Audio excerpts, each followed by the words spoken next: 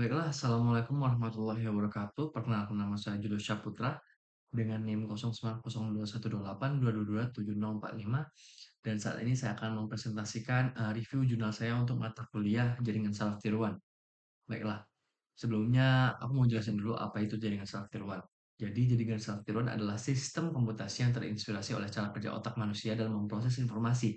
Nah, model ini terdiri dari sejumlah unit yang disebut neuron yang terhubung dengan satu sama lain dalam lapisan-lapisan seperti lapisan input, lapisan tersembunyi, dan lapisan output. Nah, JST ini bakal kita gunakan untuk memecahkan berbagai masalah kompleks seperti pengenaan pola, klasifikasi, dan prediksi dengan cara belajar dari data yang diberikan. Nah, di case kali ini kita bakal nge-tackle atau nge-solve topik tentang DBD, teman-teman.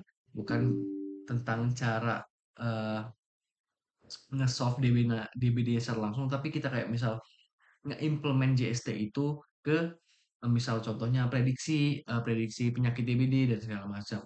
Nah, selanjutnya dalam proses ini JST dapat memperbaiki dan menyelesaikan bobot koneksi antar neuron untuk meningkatkan akurasi hasil output sesuai dengan data yang telah dipelajari. Oke, selanjutnya algoritma. Nah, algoritma adalah serangkaian langkah-langkah atau instruksi yang sistematis untuk menyelesaikan suatu masalah atau mencapai tujuan tertentu. Algoritma digunakan untuk dalam berbagai bidang komputasi untuk memproses data dan menghasilkan solusi secara efisien. Dalam konteks JST, algoritma memiliki peran penting, contohnya menentukan cara jaringan tersebut belajar dan mengoptimalkan performanya. Nah, di case kali ini kita bakal compare dua algoritma, yang pertama Hep Rule dan yang kedua itu Levenberg-Markov. Nah, contohnya Hep Rule adalah algoritma pembelajaran yang mengupdate bobot koneksi antar neuron berdasarkan pola aktivitas neuron yang saling berhubungan. Sementara itu, Levenberg-Markov adalah algoritma optimasi yang digunakan untuk mempercepat proses pelatihan JST dengan menggabungkan keunggulan metode gradient descent dan Gauss-Newton dalam menangani masalah non-linear. Baiklah, selanjutnya kita langsung deep dive ke paper atau jurnal yang aku bahas. Jadi itu judulnya Model Epidemic SER dan Model Jaringan Syaraf Tiruan Demam Berdarah Denggi di NTB. Nah, hal yang melatar belakangi jurnal ini ada tiga, itu pertama masalah kesehatan. DBD ini merupakan masalah kesehatan di negara tropis dan subtropis, Indonesia khususnya. Terus dan itu menjadi salah satu negara yang mengalami kasus tertinggi. Nah, habis itu data kasus DBD di tahun 2001 terdapat 73.518 kasus DBD di Indonesia dengan 2.697 kasus terjadi di NTB dan 21 kematian. Yang ketiga, pendekatan model. Nah, penyebaran DBD dimodelkan menggunakan dua pendekatan. Yang pertama model SAR, Suspectable, Infected, and Recovered, dan JST. Nah, mungkin di case kali ini aku bakal fokus ke model JST-nya aja. Nah, tujuan penelitiannya, tujuan umumnya untuk mengembangkan model epidemiologi penyebaran DBD menggunakan kombinasi model SER dan JST untuk memprediksi penyebaran DBD di NTB. Lalu pendekatan JST-nya kita menggunakan JST untuk memodelkan pola penyebaran DBD yang dapat memberikan hasil yang lebih realistis dan tepat. Selanjutnya metode penelitian yang dipakai. Nah, jadi karena kita fokusnya ke JST-nya aja, jadi mungkin kita langsung aja gini.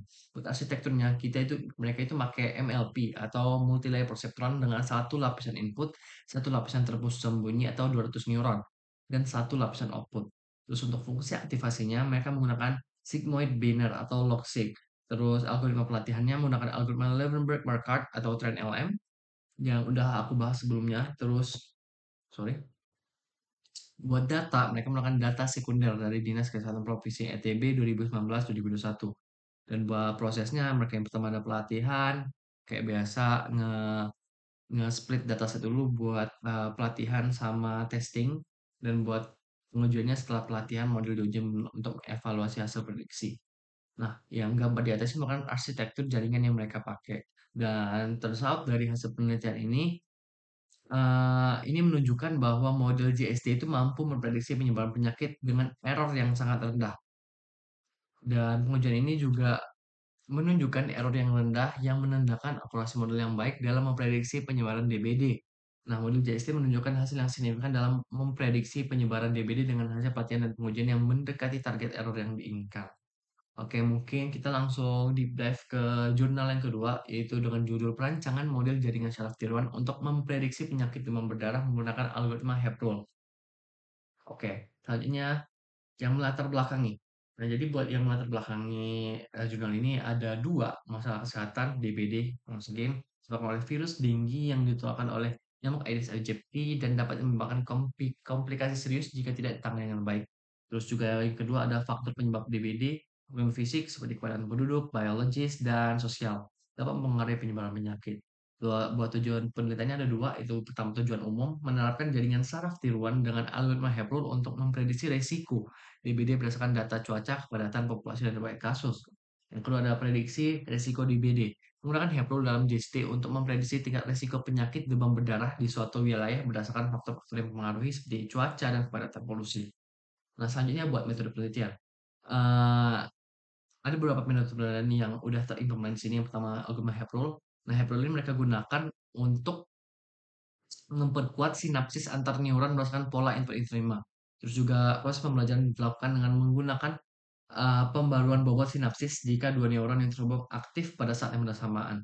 Model ini menggunakan jaringan satu lapisan, lapisan input dan output, beda sama yang sebelumnya kan ada 3 lapisan total. Nah, terus juga langkah-langkah penelitian, identifikasi masalah, menemukan permasalahan penemuan DBD, pengumpulan data, pemusatan data, dan implementasi. Nah, dan dari hasil penelitian ini, turns out berdasarkan hasil perhitungan bobot dan bias, model dapat memprediksi kemungkinan terjadinya PDBD dengan cukup akurat.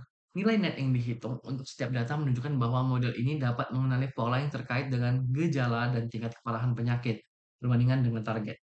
Data yang dihasilkan dari perhitungan menggunakan Haplor menunjukkan bahwa output model sesuai dengan target prediksi yang diinginkan, yaitu outputnya biner sama dengan 1 untuk DBD terdiagnosis. Nah, jaringan saraf tiruan dengan algoritma HAP dapat mengenali pola dengan gejala yang berhubungan dengan DBD sehingga sangat efektif dalam prediksi penyakit.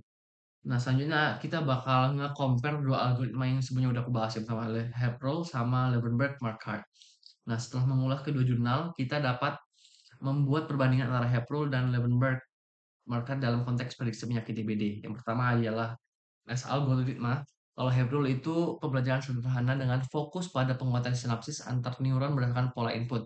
Bisa digunakan dalam model jaringan saraf tiruan dengan satu lapisan aja.